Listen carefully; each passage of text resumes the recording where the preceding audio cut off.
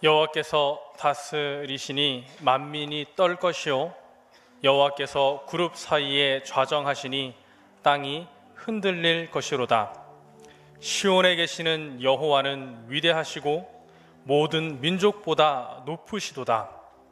이스라엘아 들으라. 우리 하나님 여호와는 오직 유일한 여호와이시니 너는 마음을 다하고 뜻을 다하고 힘을 다하여 내 하나님 여호와를 사랑하라. 아멘. 우리 전심으로 하나님 아버지께 찬양을 드립시다.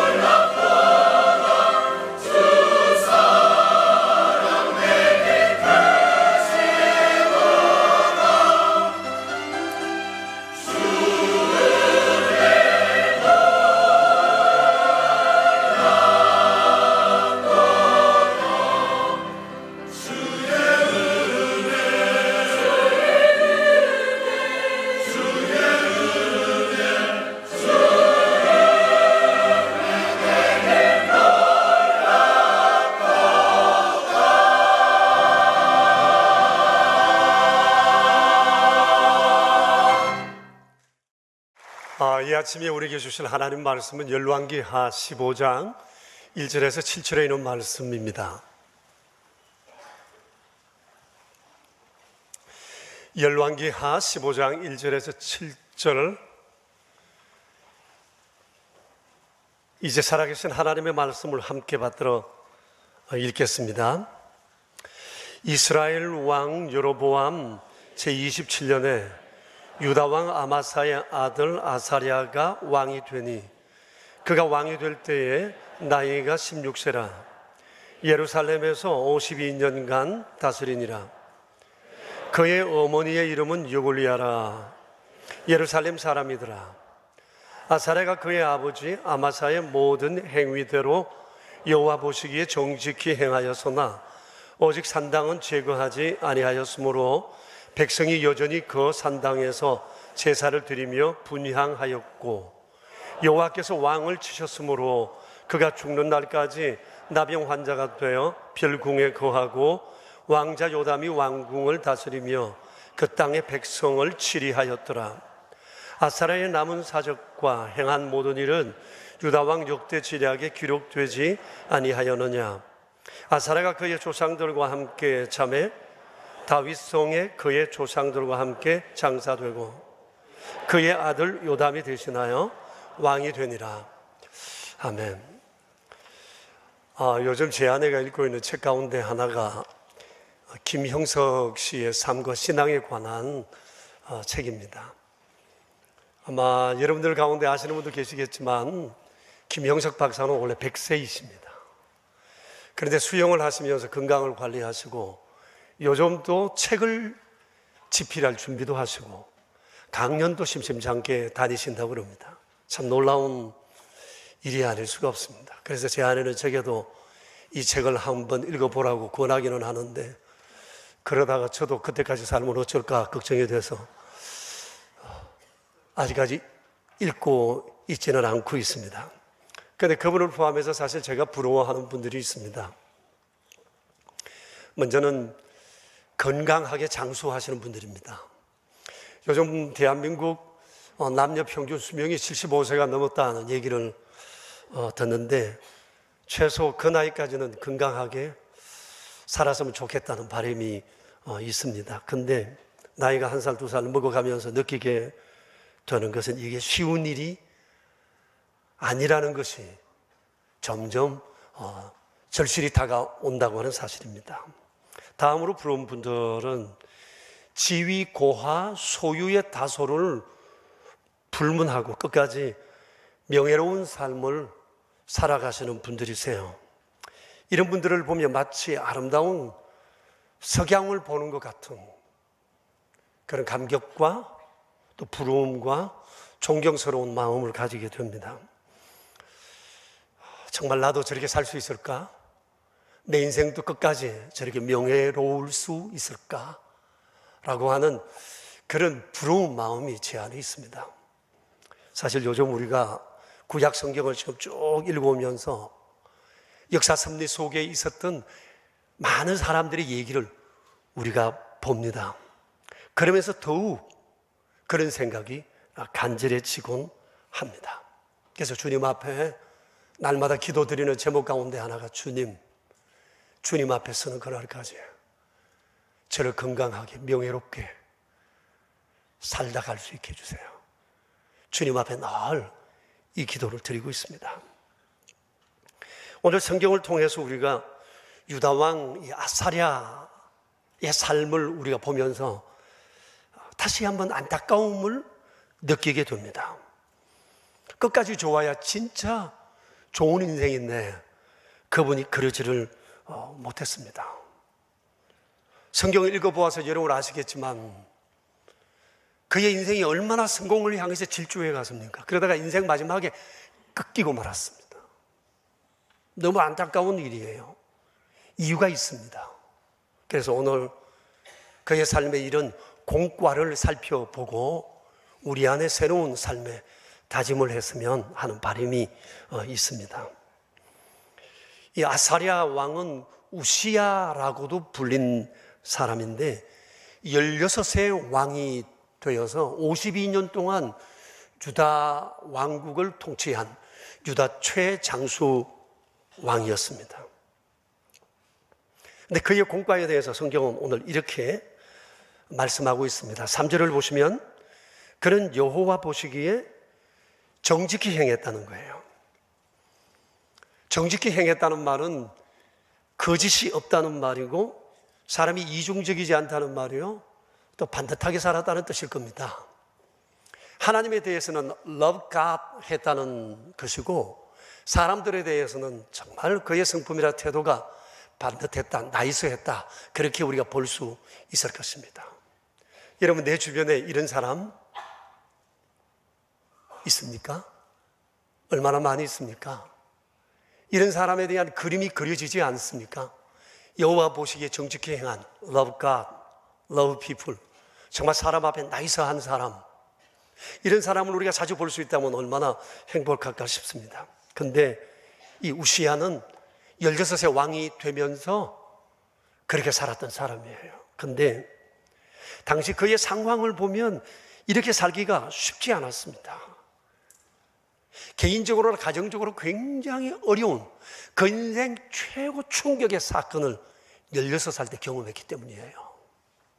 그리고 나라가 굉장히 혼란했습니다. 이 상황이 역대하 25장에 기록되어 있습니다. 오늘 댁에 가셔서 한번 읽어보시면 좋겠습니다.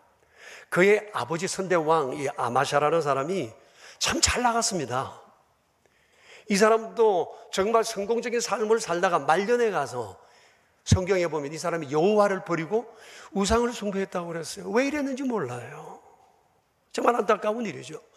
그리고 난 다음부터 개인적으로나 가정적으로나 국가적으로 일이 많이 꼬이기 시작합니다. 그러다가 결국 자기 신하들이 왕을 반역합니다. 이들을 피해서 도망갔다가 끝까지 쫓아온 암살조에 의해서 피살되고 말았습니다. 우시야가 16살 때입니다. 졸지의 아버지를 잃은 겁니다. 반역을 본 거예요. 그렇게 고통스러워하던 중에 이 반역 세력에 의해서 우시야는 또 왕으로 추대가 됩니다. 이런 아이러니가 어디 있습니까? 이게 그의 나이 16입니다. 16살, 얼마나 민감한 때입니까? 마음이 얼마나 착잡했을까요? 자기 눈으로 목도했어요. 하나님을 섬기는 일에 실패한 아버지, 부하들에 의해서 참살당한 아버지, 그리고 이 부하들의 손에 의해서 왕으로 세워진 자기 자신. 생각해 볼 때 이 얄궂은 운명, 이걸로 인해서 그가 얼마나 고통스러워했을까. 이것을 그가 16살 때 겪게 된 것입니다. 또 한편으로 그를 왕으로 추대했던 신하들과 백성들의 마음은 어땠을 것 같습니까?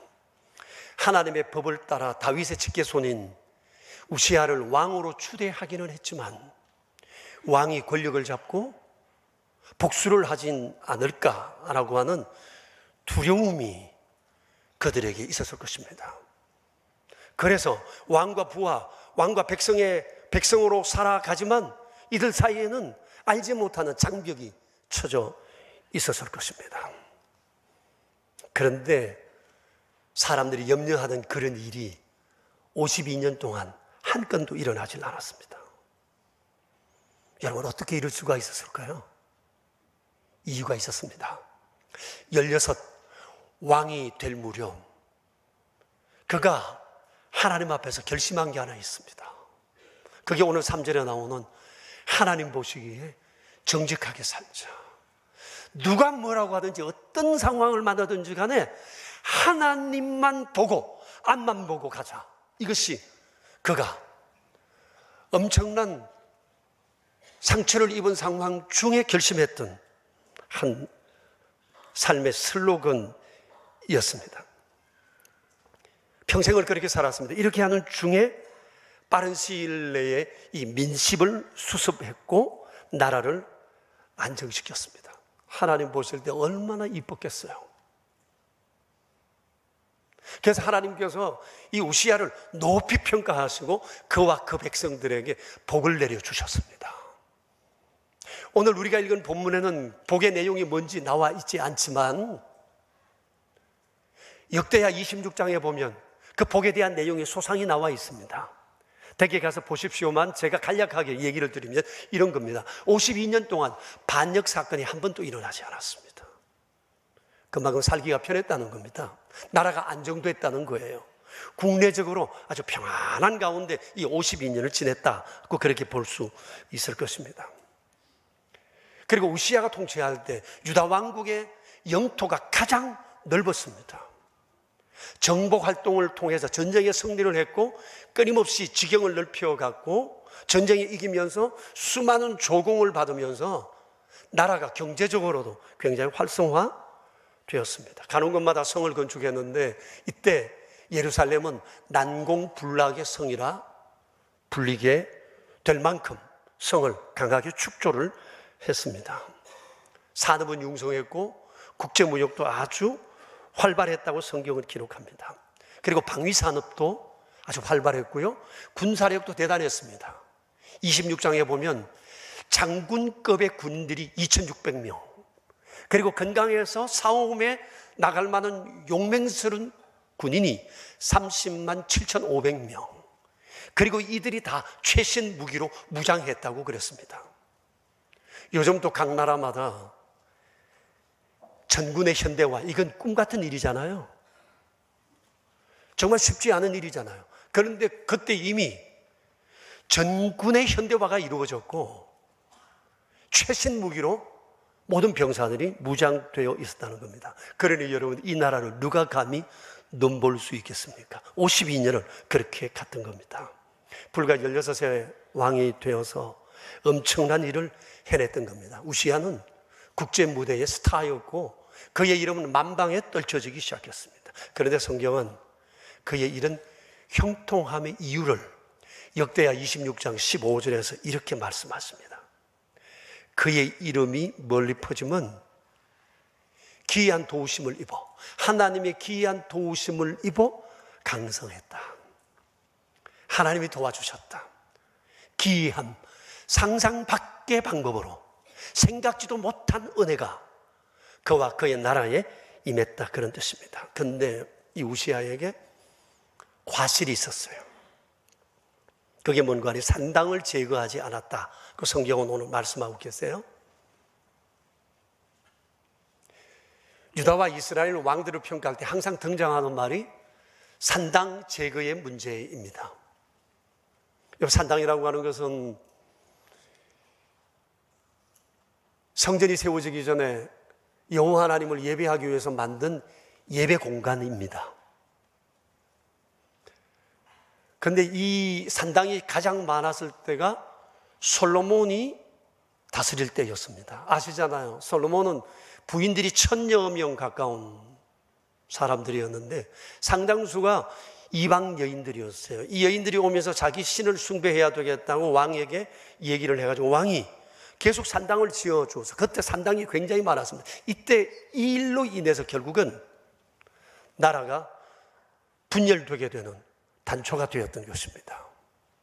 그러다가 이 이후 우시야 왕 그 이후에 히스기야 시대 때 이 산당은 다 없어지게 되었습니다. 자, 그런데 물론 산당이라고 해서 다 우상을 숭배한 것은 아닙니다. 주의 백성들이 그곳에 와서 여호와께 예배를 드리기는 했는데 이 산당이 있음으로 인해서 성전 예배에 소홀하게 되고 성전 예배 소홀하게 된 핑계거리가 되었습니다. 그저 생각이 이랬던 겁니다. 꼭 성전에 가서 예배해야 되나? 마음이 중요하지. 어디서나 하나님 예배하면 되지. 이렇게 핑계하다가 점점 성전 멀어지고 하나님 멀어지고 이러다가 죄악의 길로 가게 되었다고 하는 겁니다. 이 우시야는 자기 자신은 여호와 앞에 정직히 행하려고 경건 생활에 신경 무지하게 썼는데 백성들의 경건 생활은 그렇게 철저하게 챙기지 않았던 것 같아요. 왕이 해야 할 책무 가운데 중요한 것은 나라를 평안하게 하고 안정되게 이끌어가는 것이기도 하지만 백성들의 영적 생활에 있어서도 온 마음을 기울여야 하는데 이것이 그렇게 큰 문제라고 여기지 않았던 것 같습니다. 또 다른 과실이 하나 있었는데 그게 뭔가니 교만과 월권이었어요. 여러분 오늘 본문 5절에 볼 것 같으면 여호와께서 왕을 치셔서 그가 죽는 날까지 나병 환자가 되어 별궁에 갇혀 있다가 거기서 죽었다 그랬습니다. 치셨다는 말은 벌을 내리셨다는 겁니다. 그 벌이 나병입니다. 문둥병입니다. 그만큼 그의 과실이 컸다는 거예요. 교만과 월권이었어요. 이에 대해서 역대하 26장 16절에서는 이렇게 말씀하고 있습니다. 그가 강성하여짐에 마음이 교만하여 악을 행하여 그의 하나님 여호와께 범죄하되 곧 여호와의 성전에 들어가서 향단에 분향하려 했다고 말씀하십니다. 이것은 왕으로도 할 수 있는 일이 아니었어요. 오직 성전에 들어가 향단에 불을 붙이는 것은 제사장만이 할 수 있는 일이었어요. 이게 하나님의 법이었습니다. 근데 이걸 하려고 한 겁니다. 내가 왕이니 못할 게 없다는 생각입니다. 교만이요 월권이었습니다. 그래서 대제사장이 용감한 제사장 80명을 데리고 왕 앞에 마주 섰습니다. 그리고 왕에게 강력하게 충고합니다. 우시아야, 여호와께 분향하는 것은 왕이 해야 할 일이 아닙니다. 이 일은 이걸 위하여 구별된 제사장들만이 해야 할 일입니다. 그러니 왕은 비켜 서십시오. 성소에서 당장 나가십시오. 왕은 여호와께 범죄했으니 여호와께 영광을 얻지 못할 것입니다. 그때 왕이 도리어 화를 냈어요. 그 순간 제사장들이 보는 앞에 그의 이마에 나병이 번졌고 온몸에 문둥병이 퍼지게 되었다. 성경은 그렇게 말씀하십니다. 그러자 제사장은 하나님의 법에 따라 그를 성전에서 당장에 쫓아내고 그를 별궁에 가두어 그곳에서 죽을 때까지 평생 거하게 했습니다. 그동안은 그의 아들 요담이 아버지를 대신해서 왕자로서 섭정을 하게 되었고 그 이후에도 그는 왕의 묘실에 묻히지를 못했습니다. 왕 묘실 곁에 묻혔다고 성경은 그렇게 기록하고 있습니다. 여러분, 이 우시아라는 사람, 아사랴 왕은 유다 왕들 가운데 5 손가락 안에 들 만큼 훌륭한 왕이었지만 그는 인생 끝자락에서 실패하고 말았습니다. 우리가 살아가면서 사람 성공했네 이런 얘기를 자주 하는 경우 있지만 인생의 성패와 성공을 우리가 함부로 말할 수는 없을 것 같습니다. 왜냐하면 끝까지 가봐야 알기 때문이죠. 끝까지 좋아야 진짜 좋은 거니까 끝까지 가봐야 하는 거죠. 이와 관련해서 오래전에 제가 신문에 나온 공익 광고의 글이 기억이 났어요. 이런 내용입니다. 좋은 영화는 마지막 장면이 인상적입니다. 좋은 노래는 끝소절이 매력적입니다. 좋은 소설은 결말이 멋집니다. 좋은 드라마는 끝이 아름답습니다. 좋은 물건은 마감 처리가 깔끔합니다. 좋은 기술자는 마무리가 완벽합니다. 좋은 술은 뒤끝이 깨끗합니다. 땡깁니까? 좋은 경기는 최후의 몇 분이 드라마틱합니다. 좋은 사람은 끝까지 좋습니다. 좋은 사랑은 끝까지 아름답습니다. 일도 사랑도 물건도 작품도 사람도 기업도 끝이 좋아야 정말 좋습니다. 끝이 좋아야 명품이 되고 명작이 됩니다. 명인이 되고 명가가 됩니다. 여러분 어떻습니까? 정말 그런 거죠. 끝이 좋아야 진짜 좋은 겁니다. 그래서 오늘 아침에 끝까지 좋은 인생을 위해 제가 몇 가지 제안을 드리려고 합니다. 첫째는 살아갈 동안 여호와 보시기에 정직히 행하도록 하자는 겁니다. 여러분, 이 아사랴 임금이 16세 왕이 되었어요. 아버지 돌아가시고 난 다음에 참살당하고 난 다음에 그의 마음이 찢어질 것 같았을 것입니다. 그리고 아버지를 죽인 사람에 의해서 그가 왕으로 추대되었지만 자기 주변에는 이런 사람들로 완전히 포진되어 있었습니다. 그 중에는 주모자도 있었을 것이고 협조자도 있을 것이고 방관자도 있었을 것입니다. 매일 눈만 뜨면 이들을 봐야 합니다. 왕궁에 가도 보고 길가에 가다가 보고 이들과 함께 나라의 일들을 의논해야 합니다. 얼마나 분이 복수심이 찰 수 있는 그런 상황이겠어요. 조금만 마음이 삐뚤어져도 그 사람 보기가 얼마나 힘든데, 내 아버지 죽인 사람들을 매일 눈 뜨고 봐야 된다고 하는 것이 얼마나 어려웠겠어요. 그런데 그는 그때 결심을 했습니다. 하나님만 보고 가자. 여호와 보시기에 정직하게 살아가자. 이걸 결심했어요. 만일 그가 그렇지 않았다면 평생 원한에 사로잡힌 아주 세속적인 사람이 되고 말았을 것입니다. 그런데 여러분, 이런 어려운 상황 속에 하나님만 바라보고 앞만 보고 살자, 이게 쉬운 일이 아닙니다. 누가 뒤에서 내게 대한 싫은 소리 한마디 해도 그 사람 꼴도 보기 싫습니다. 그 사람과 만났던 모든 것 다 불태우고 싶은 마음이 있지 않습니까? 그러나 그럼에도 불구하고 하나님 백성 된 우리는 어떤 관계 속에서라도 하나님 백성답게 하나님 보시기에 정직하게 그 길을 행해야 한다는 것입니다. 이를 단단히 결심해야 합니다. 여러분, 세상에 우리가 경계해야 할 풍설이 하나 있는데 이런 얘기입니다. 그리스도인이라고 해서 고지곧대로 살아갈 수는 없다. 적당하게 반칙도 할 수 있어야 한다. 그것이 세상을 사는 지혜다. 어떻게 생각하세요? 그렇게 살면 안 됩니다. 오늘 우리가 이 성경을 보고도 그렇게 살 수밖에 없다고 생각한다면 믿음이 없거나 간이 부었거나 둘 중에 하나입니다. 여러분, 우리가 설사 하나님 앞에 정직하게 살면서 손해를 본다 할지라도, 이익을 잃어버린다 할지라도, 배고픔이 우리 앞에 닥친다 할지라도 이건 선택의 여지가 없습니다. 그리스도인은 이 길을 걸어가야만 합니다.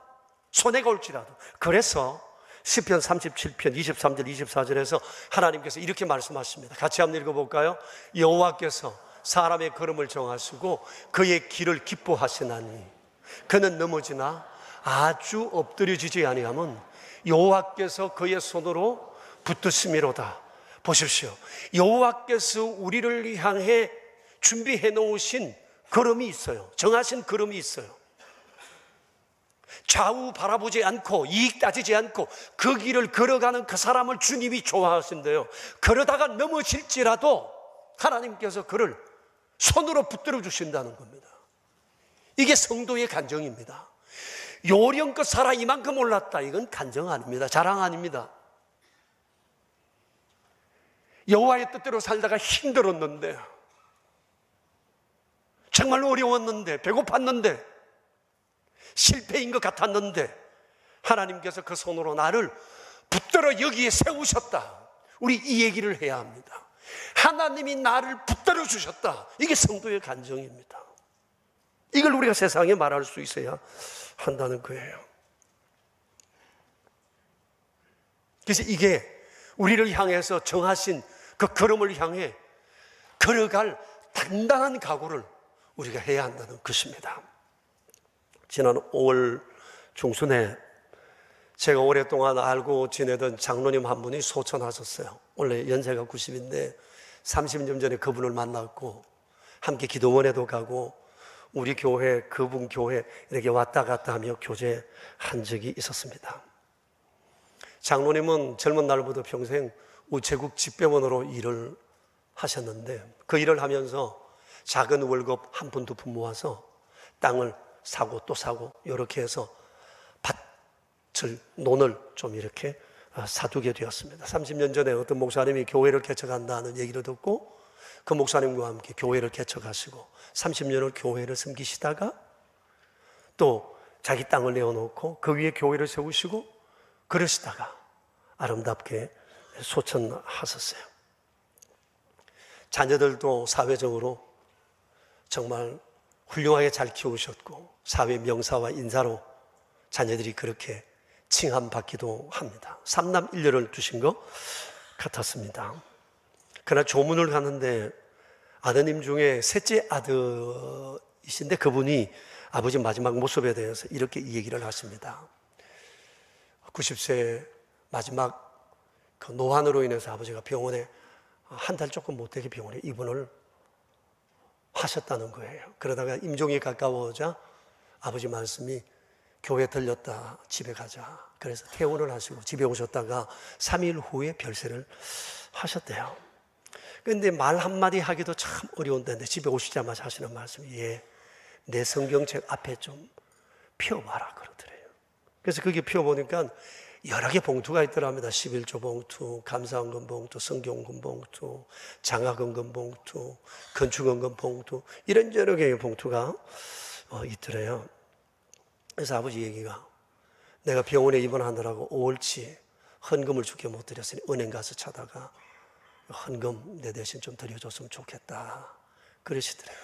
그래서 이 아들이 아버지 헌금 봉투를 탁 펼쳐보니까 아버지는 매달 15만 원씩 그 11조 헌금을 드리시고 그리고 나머지 봉투에는 10만 원씩 이렇게 헌금을 드렸는데 4월 달까지 헌금 드렸다는 그 도장이 이렇게 찍혀 있더랍니다. 그러면서 이 아버지 얘기를 하면서 이 아들이 눈물을 걸성입니다. 목사님 우리 아버지 이렇게 끝까지 하나님 앞에 믿음으로 사시려 애썼습니다. 이런 아버지 너무 자랑스럽습니다. 근데 얼마 전에 그 교회 담임 목사님을 만났는데 그분이 이런 얘기를 하는 거예요. 장로님께서 돌아가시기 전에 자녀들을 불러 모아놓고 이런 얘기를 하셨답니다. 내가 살던 집, 네 어머니 사실 때까지 사시다가 돌아가시면 이 집과 이 주변에 있는 땅을 모두 다 교회에 헌납해라. 그리고 내가 죽고 나서 사람들이 나를 찾아와 조문을 할 텐데 나를 보고 와서 조문하며 조의금을 두고 간 사람들의 모든 조의금은 다 모아서 내 이름으로 감사헌금 드려달라. 그렇게 말씀하시더래요. 그런데 이 자녀들이 아버지의 말씀대로 순종하더라는 겁니다. 그 얘기를 듣는데 제 마음이 또 울컥하더라고요. 장로님 정말 끝까지 그렇게 아름답게 믿음 생활하고 가셨구나 그런 생각이 들었습니다. 여러분 누구나 한때는 잘할 수 있습니다. 한두 번은 잘할 수 있습니다. 그러나 끝까지 잘한다는 것 그거 쉽지 않습니다. 장로님 가난한 집에 태어나 가난하게 살다가 가셨으나 평생 주를 위해 사는 게 그분의 기쁨이고 소망이었어요. 그리고 90대는 숨 끊어지는 순간까지 주님 앞에 그렇게 믿음으로 살고자 애썼던 분이셨습니다. 그런데 우시야 그토록 주님 앞에 받은 게 많은데 그가 끝까지 그렇게 못 살았습니다. 그게 너무 안타까운 일이에요. 끝까지 좋은 인생을 위한 두 번째 제안은 교만하거나 월권하지 않도록 또 조심해야 한다는 거예요.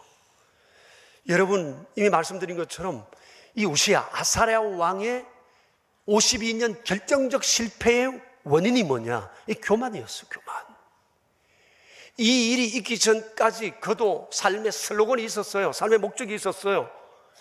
여호와 보시기에 정직하게 살자, 정직하게 행하자. 이게 그의 꿈이었는데 그가 그러지 못했어요. 그 원인이 뭐냐?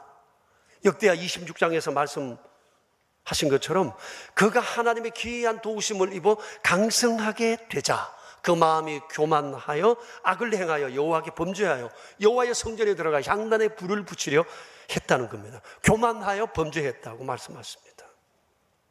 잘 될 때 조심해야 합니다. 근데 사람의 속성상 이게 잘 안 됩니다. 좀 없을 때 안 될 땐 그저 죽어 지내는데 조금 되고 힘이 생기면 고개를 쳐듭니다.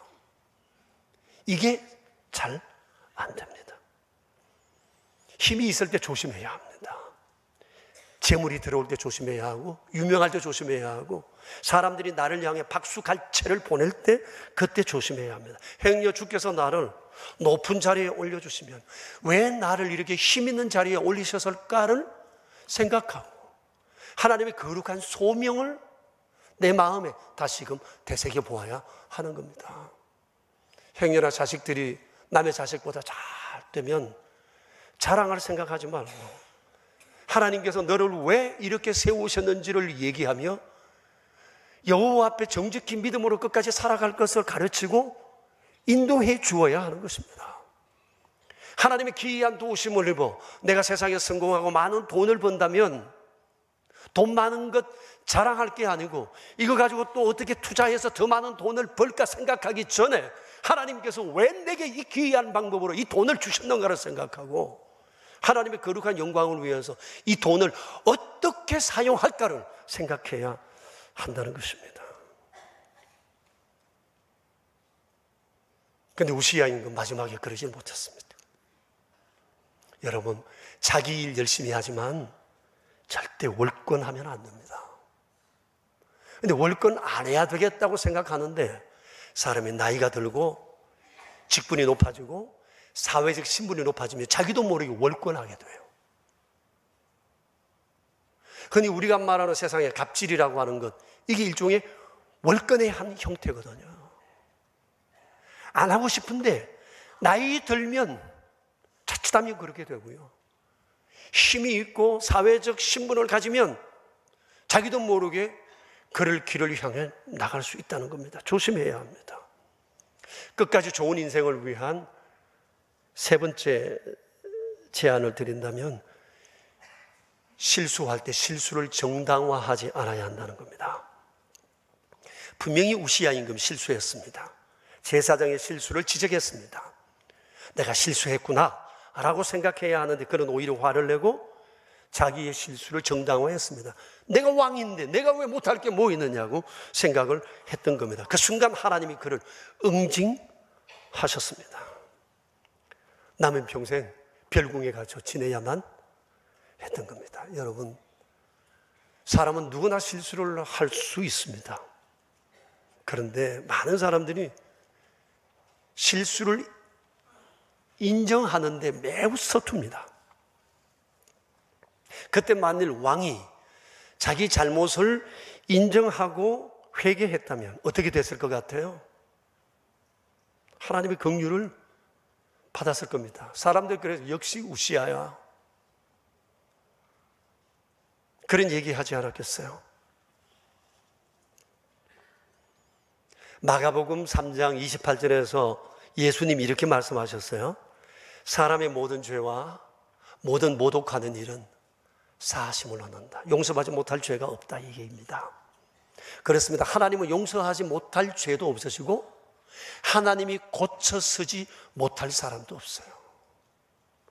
예수님이 세상에 오신 것은 죄로 말미암아 멸망받을 수밖에 없는 인생들을 건지시기 위해서잖아요. 사람은 죄가 많아서 망하는 것이 아니라 죄를 짓되 그 죄를 회개하지 않음으로 인해서 망하거든요. 우시야의 마지막이 그랬던 겁니다. 여러분, 이것을 우리가 잊지 말아야 합니다. 누구나 실수할 수 있습니다. 그러나 실수를 정당화하지 않아야 합니다. 결론적으로 말씀을 드립니다. 아사랴 왕, 이 우시야, 오랫동안 여호와 보시기에 정직히 행해서 주의 은총을 입었지만 그의 52년 통치의 결정적 실패는 교만과 월권과 자기 죄의 정당화였습니다. 끝까지 좋아야 진짜 좋은 건데 그분 그러질 못했어요. 여러분, 인생 마무리가 너무 중요합니다. 우리가 정말 끝까지 잘 되려면 오늘 성경에서 가르치는 대로 그 길을 가야 합니다. 여호와께서 우리의 걸음을 정하셨어요. 그래서 여호와 보시기에 정직하게 살기를 결심하고 또 결심해야 합니다. 문제는 끝까지 그럴 수 있는가라고 하는 거예요. 오늘 아침에 우리 이것을 결심했으면 좋겠습니다. 지난 세월 어떻게 살아왔든지, 내 안에 교만과 월권과 죄에 대한 합리화가 있었더라도, 그럼에도 불구하고 하나님의 적극적인 응징을 받지 않았다면 그것은 참아주시는 하나님의 은혜, 기다리시는 아버지의 사랑이에요. 더 이상 지체하면 안 됩니다. 오늘이 돌이키는 은혜의 날이 되어야 합니다. 그리고 더 나은 미래를 위해서 우리가 오늘 이 사실을 결심할 수 있어야 합니다. 여호와 보시기에 정직하게 살아가는 삶, 오늘 이 시간 이것을 결심하는 복된 아침 되기를 축복합니다. 우리 함께 기도하겠습니다. 내가 어떻게 살아왔는지 하나님이 아시고 내가 압니다. 내 죄가 드러나지 않아서 사람들은 모르지만 주님은 아십니다. 주님 앞에 우리 이 시간 한번 자신을 돌아보며 나의 남은 삶 정말 이렇게 살아가기를 새롭게 결심했으면 좋겠습니다. 우리의 인생이 어쩌면 전혀 다른 색깔로 새롭게 옷 입게 될지도 모릅니다. 주님 앞에 이 시간 우리 함께 기도하며 나아가겠습니다. 살아계신 하나님 아버지, 감사합니다. 은혜로 우리를 부르셨고 오늘도 이렇게 세워 거룩한 자리로 우리를 인도하신 주께 감사를 드립니다. 주님은 저희를 아십니다. 얼마나 허물 친지, 얼마나 죄 같은 시 느끼지만 않았습니다. 얼마나 저희의 허물진 지난 과거가 많은지, 주님, 우리가 새롭게 되기를 원합니다. 끝까지 믿음의 길 걷기를 원합니다. 주님, 한때 자라는 자가 아니라 계속 영원히 한결같은 믿음으로 이 길 걷기 원합니다. 주님, 우리를 도와주십시오. 그리하여 우리로 만나요. 우리 자식들이 듣고는 하나님의 기도를 원합니다. 주님.